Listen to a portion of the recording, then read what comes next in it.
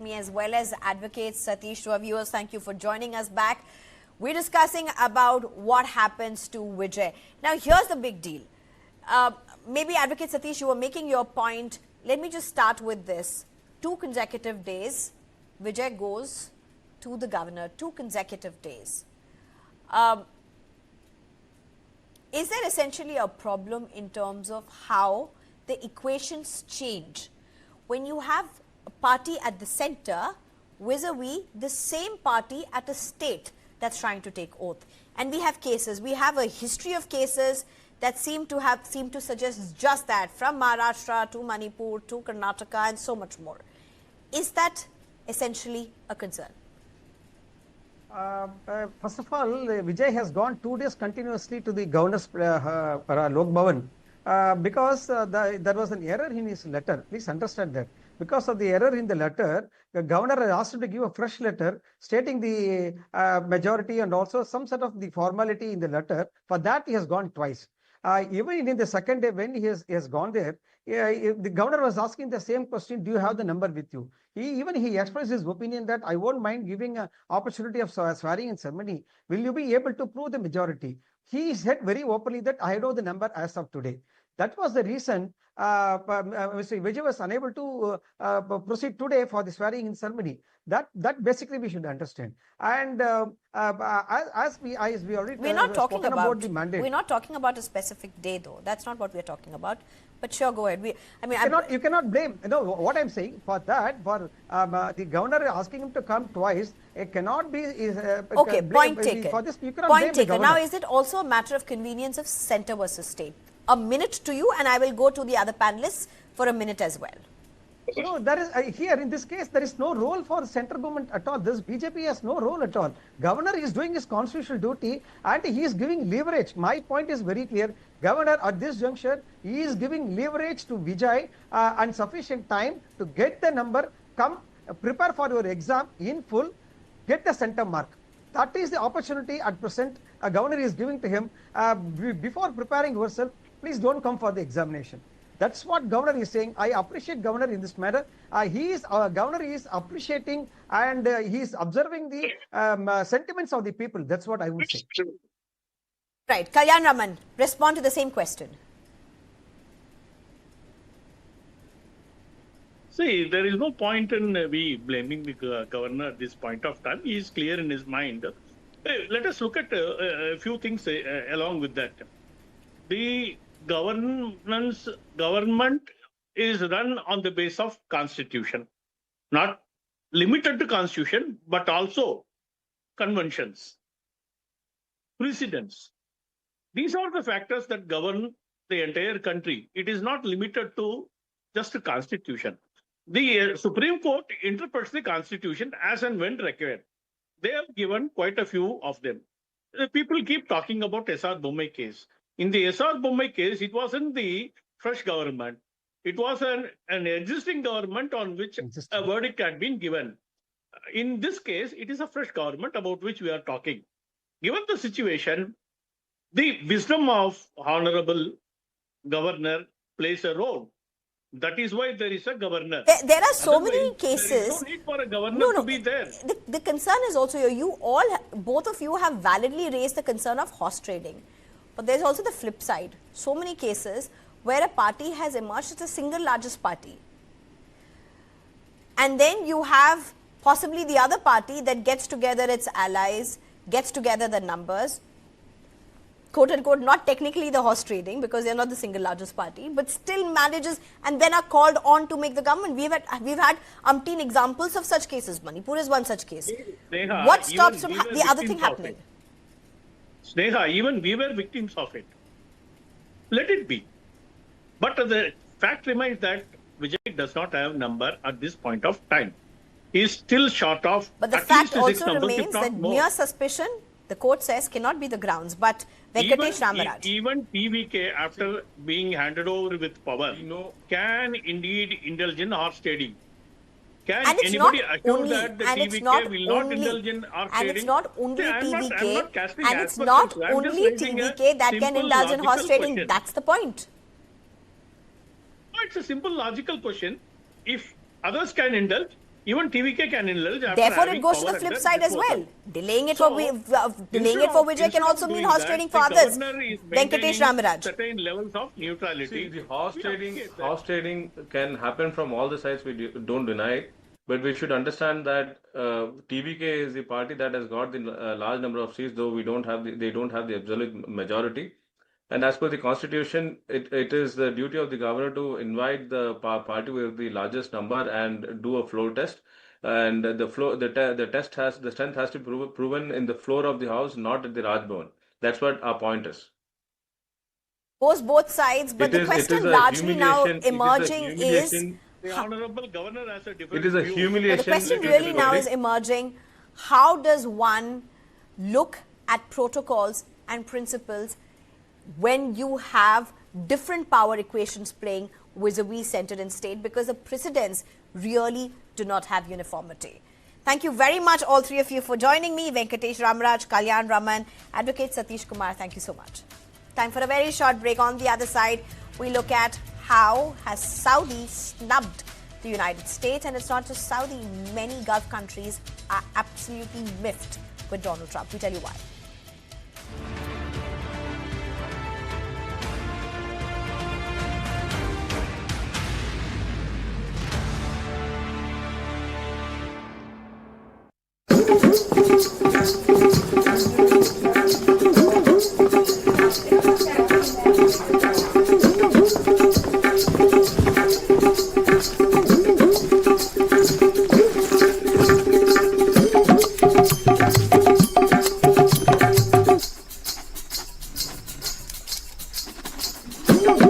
मेरे case backlog को clear करने के लिए एक सिस्टम बनाओ।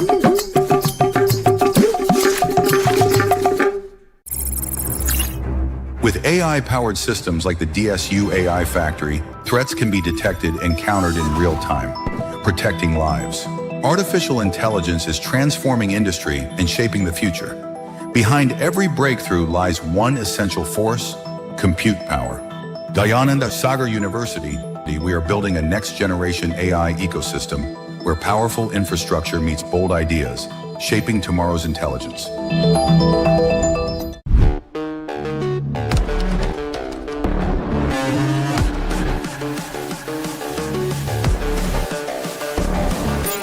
Welcome to this edition of the AI Report.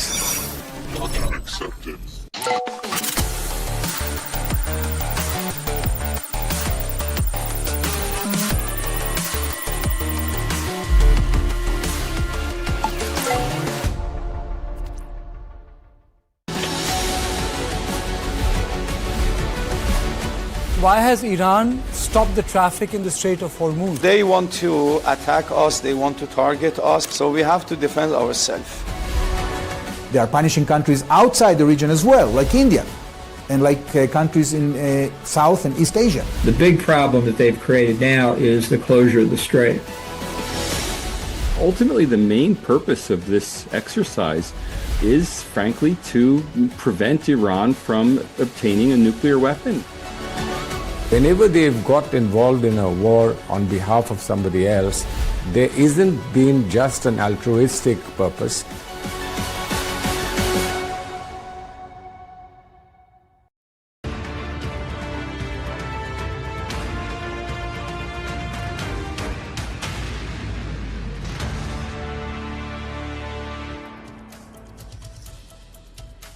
Donald Trump's sudden pause of Project Freedom is now being seen as more than just a military recalibration. It is exposing serious strains inside America's relationship with key Gulf allies and revealing new divisions within the Gulf bloc itself.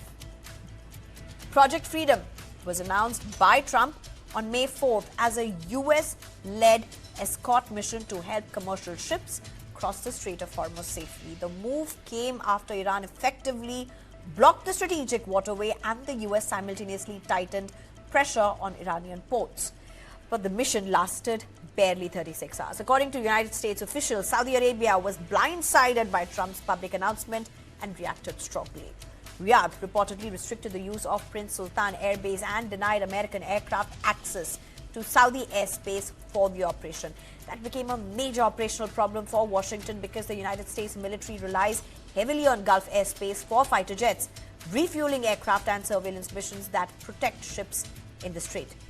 Officials say Trump later spoke directly with Saudi Crown Prince Mohammed bin Salman, but the disagreement remained unresolved. Soon after, Trump announced that Project Freedom would be paused to give diplomacy a chance. Reports also suggest Kuwait denied similar access, while Qatar and Oman were informed only after the operation had already begun. In short, America's closest Gulf allies were unwilling to fully back an operation that risked escalation or escalating the war with Iran. And this is where the bigger geopolitical story began. The backlash reflects a changing Gulf power balance after months of war involving US, Israel and Iran. The Gulf Cooperation Council, once viewed as a relatively united bloc, is now visibly divided.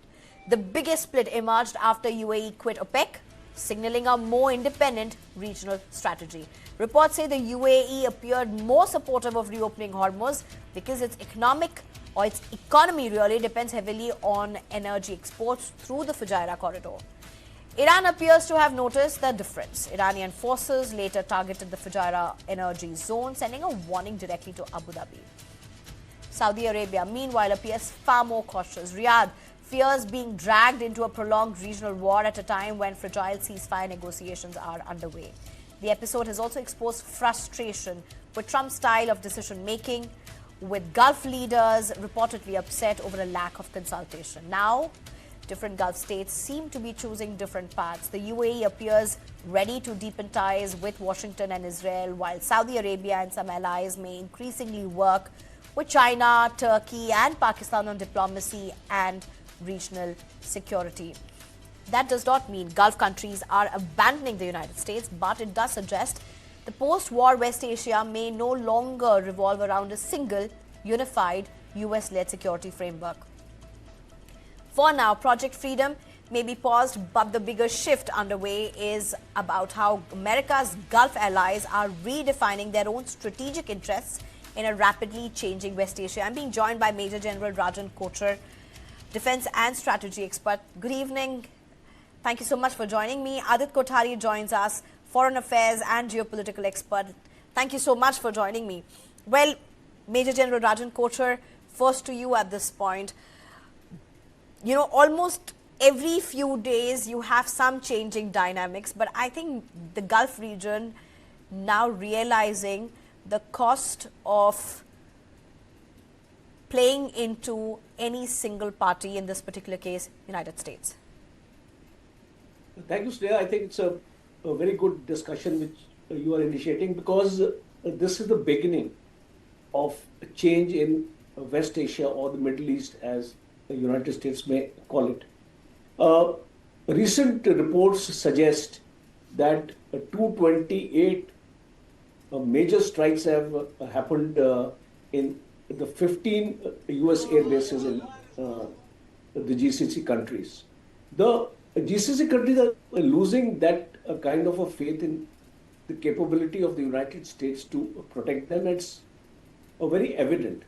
And this, as you rightly brought out, this Project Freedom had a premature death because of this. Because the Gulf countries don't want an escalation with Iran as of now, because their economy is already in a very, very bad shape, especially UAE and Saudi Arabia have been badly hit. Kuwait as well as Oman and Qatar have a similar kind of a situation. So I perceive that the change is happening. It won't take, I mean, if we think that it will happen very soon, it won't happen so soon, because US bases will continue to stay on for some time.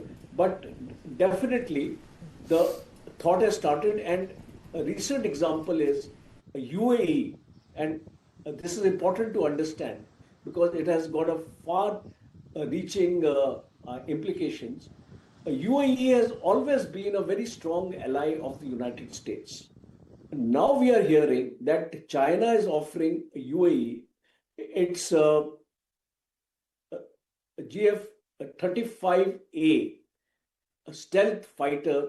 For the first time, it will be the first export order of this stealth fighter, which will go to the UAE. And UAE is no longer interested to buy those F-35s from the United States. So I think this news, if it has some kind of credence, I think it's going to be a very important aspect in the entire environment, how the Gulf or the West Asia is going to shape up, because China now senses an opportunity, and it would not be wrong to suggest here on your channel that in times to come, we will see a greater involvement of China in the reconstruction of Iran, because the way damages have been done there, I think China can do it very fast. A destroyed bridge can be built up by the Chinese in 4 days.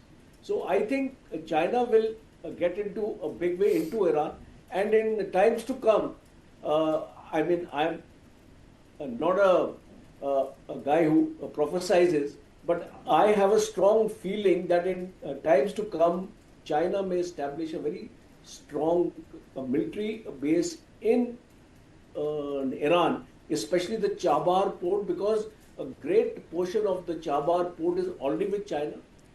China is very, very close as far as Gwadar is concerned.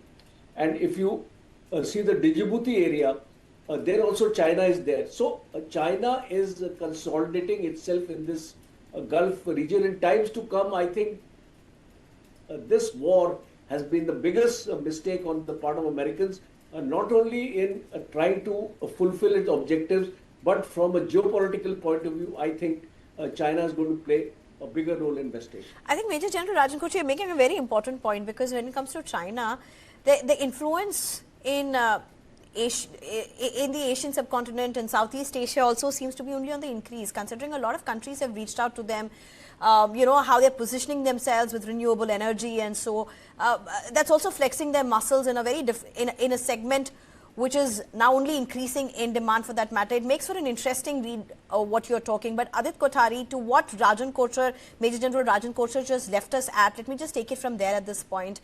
US is, Donald Trump, I mean, let me not just say United States, let me just say Donald Trump is not somebody who seems to be able to be reined in. But the fact that Saudi gave the snub that it did, Donald Trump seemed to have paused Project Freedom. And there's a reason for that, because obviously Donald Trump needs Saudi also. A lot is at stake in that tie in terms of the base that they operate, the aircraft that is there, all of that. It's a critical position for United States to operate out of. Hormuz, the air cover required if you are really talking about the Hormuz region as well. How long can this really last? And if it was so important, why couldn't the Gulf regions do this before? For how Saudis responding now to how Qatar and other countries are reacting, why couldn't this have been done before? It would have acted as a deterrent.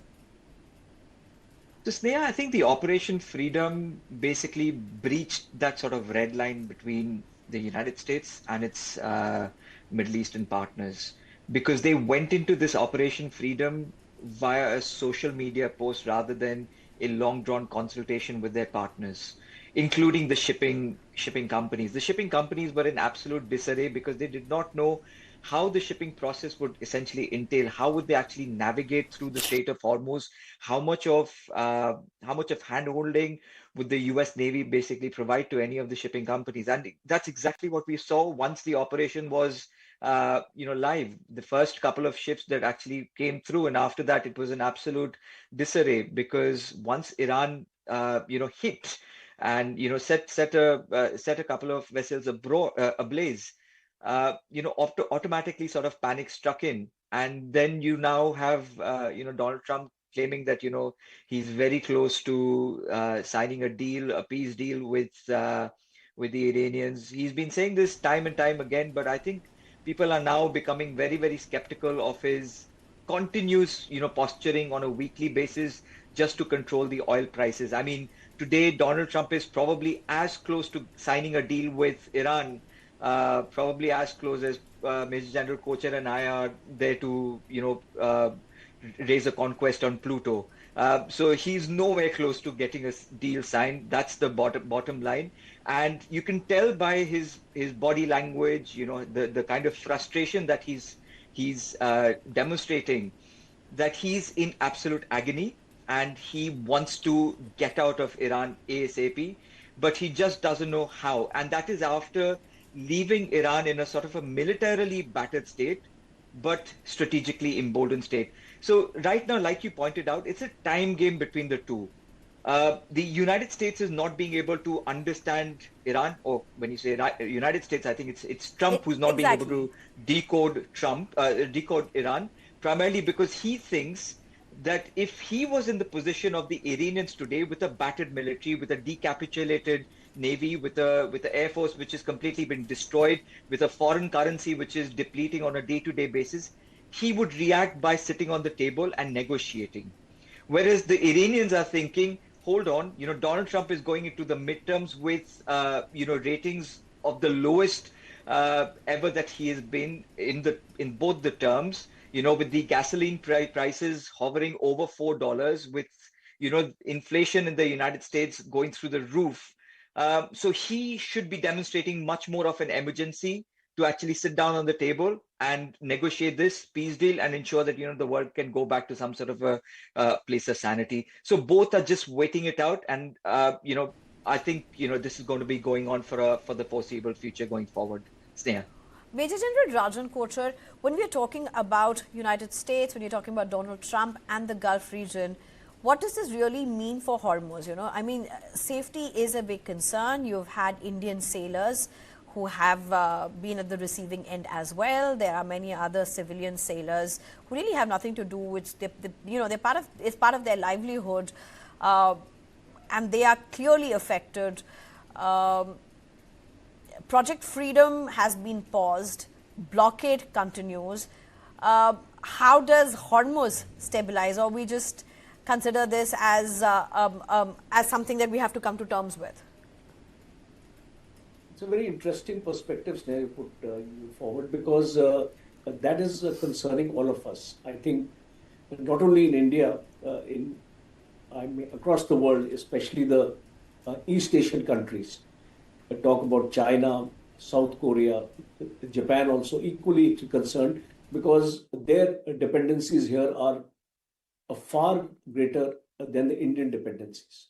So now if we look at your question per se, what is the future of Strait of Hormuz? I think much would depend upon, there are some backdoor channels still working between the United States and Iran. And they are trying to discuss that can we arrive at a decision that we have a temporary opening up of this blockade, of closure of this blockade, as well as opening up of the Hormuz, so that we can start talking. Because I'm of the opinion that unless the United States and Iran start or reopen the negotiations, I don't think there can be any solution. Because even if prematurely the United States withdraws from here, it is not actually going to create a situation where the Hormuz will be a status quo. So I think it's the first step important is that they need to talk. And once they talk, I'm quite sure certain amount of concessions as far as the enrichment of the uranium is concerned, other aspects also, security guarantees and those unfreezing of the accounts of the Iran, because they badly need that kind of revenue. So I think the first step would be that both have to agree to stop the blockade as well as this. I'm completely out of time. Let me just very quickly go across to Adit Kothari. Adit Kothari, your last words on this. So, just taking the leaf from Major General Kocher, it's all about the nuclear enrichment. And the Iranians are now sticking to their point of 20%. So now just imagine how Barack Obama is feeling. he spent 2.5 years trying to stitch up this JCPOA with the Iranians, got it signed, got a formal agreement, had the IEEA, willing to go into Iran and, sort of have a closer look into their enrichment program and keep a tabulation of it. And then, Donald Trump comes in and tears it apart only after, 8 years to go back in and get the same JCPOA deal renegotiated with the same conditions. So that's the position that Donald Trump has left the world in. We are just 8 years, doing the same thing that we've already done. I can just say tough times, because Donald Trump has said this pause is very temporary, and if Iran doesn't sort this out, they will attack Iran, as it were. This is just another threat of all the series of threats that he's been giving out, but pretty turbulent times for what it is. Major General Rajan Kothur, Adit Kothari, thank you very much for joining us. Let's just see how this goes forward. That's all we have for you in this bulletin. Thank you very much for joining us. Goodbye.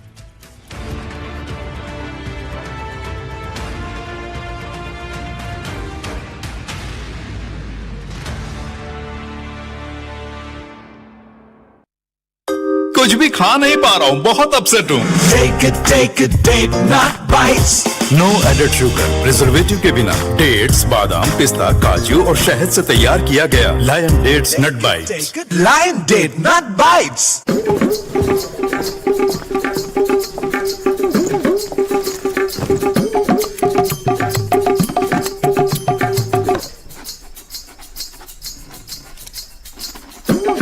मेरे case backlog को clear करने के लिए एक system बनाओ।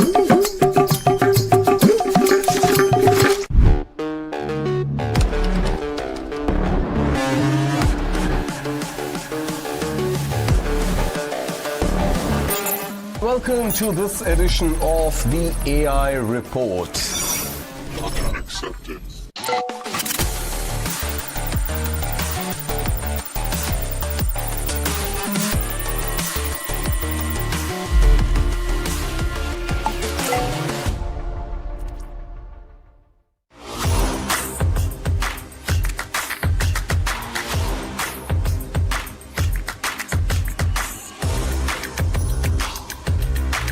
This is India's #1 news network, and you're watching News 9, English news as it should be.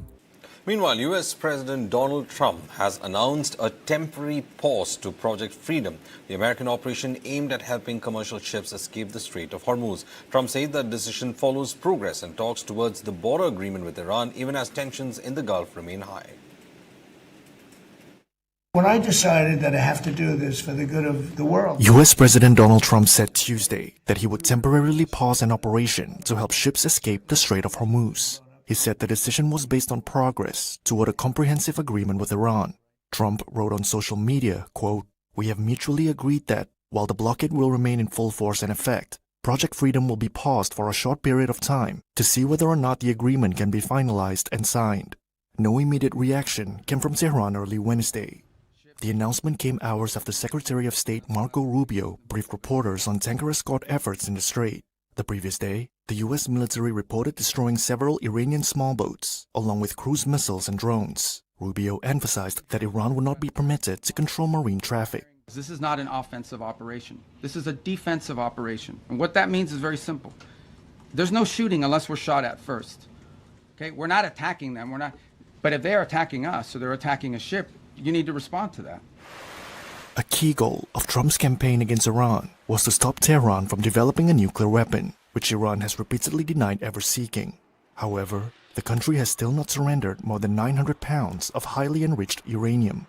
Iran effectively sealed off the strait, disrupting a fifth of global oil flows and driving up commodity prices worldwide. They fired them in little boats with pea shooters. Speaking in the Oval Office, Trump said Iran's armed forces have been rendered ineffective and said Tehran wanted peace despite its public threats. A month after the Iran-US ceasefire, tensions remain high over the Strait of Hormuz. Analysts say that Washington and Tehran are still locked in a standoff over control of the crucial shipping route, even as the ceasefire itself is expected to hold on for now. I think what we're going to see going forward is there will overall be a ceasefire that holds, But there'll be ongoing tit for tat around the Strait of Hormuz, which essentially means that we won't see a return to that full flow of shipping in and out of the Strait. And that is ultimately not good news for the global economy, at least for a number of months, if not the rest of this year. I think what's likely to happen is that we will see talks continuing to happen because both sides want the ceasefire to stay in place. And the ceasefire can't really stay in place if there aren't at least some kind of talks, however sporadic, between the two sides to try to get a resolution on these key thorny issues like the nuclear one. But I don't think we're actually going to see any kind of clear agreement. Trump wants to say that the Iranian regime has to commit not to enrich uranium at all, and the Iranian regime says that's a red line for them and they absolutely want to retain the ability to enrich uranium up to a certain level. So the two sides are sitting really far apart, but Trump has an added complexity that there was a deal with Iran under the Obama administration, and so he also wants to be able to say any deal that he strikes with Iran is going to be better than what, Obama succeeded under his administration. Now, despite a massive $2 billion hit from rising jet fuel costs, Lufthansa is standing by 2026 profit outlook. The German airline says fuel hedging, higher ticket prices and aggressive cost-cutting measures will help cushion the impact. Investors appeared reassured. Lufthansa shares surged nearly 6% after the announcement, even as concerns over labor strikes continue to loom over the aviation giant. Lufthansa held its 2026 profit outlook on Wednesday. The German airline pledged to offset a $2 billion jet fuel hit to costs through hedging, higher fares and cost cuts.